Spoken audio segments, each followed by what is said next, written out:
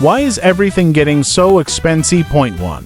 From the food on your table to the fuel in your car, it feels like the price of everything is skyrocketing. But what's really causing this global wave of inflation?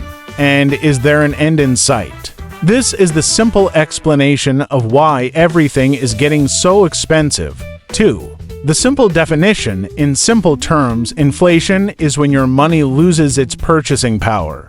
Basically, the same 100 naira or $1 buys you less than it did a year ago. It's like the air slowly leaking out of your money's value. 3. The three main culprits: the perfect storm. 1. The supply chain bottleneck.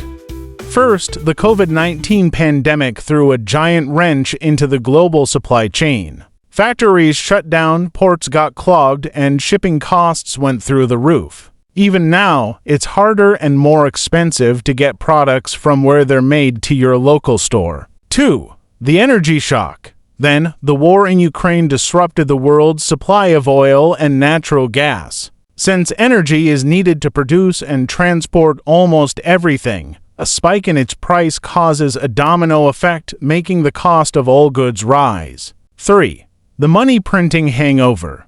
Finally, during the pandemic, governments around the world printed massive amounts of money to support their economies and give people stimulus checks. But when there's more money chasing the same amount of goods, prices inevitably go up. 4. How it all connects: the vicious cycle. These three factors created a perfect storm. Higher energy and shipping costs make it more expensive for companies to operate. To keep their profits, they have no choice but to pass those costs on to you, the consumer. 5. What's being done? The interest rate solution. So, how do we stop it? The main tool used by central banks like the US Federal Reserve is to raise interest rates. This makes it more expensive to borrow money, which cools down spending and investment, theoretically slowing the economy and bringing prices back down. 6. Conclusion and outlook. While experts believe the worst inflation spikes are behind us, prices are unlikely to return to pre-pandemic levels. The process of taming inflation is a delicate balancing act. Raise rates too much, and you risk a recession; too little, and inflation stays high. The global economy is still navigating this tricky path.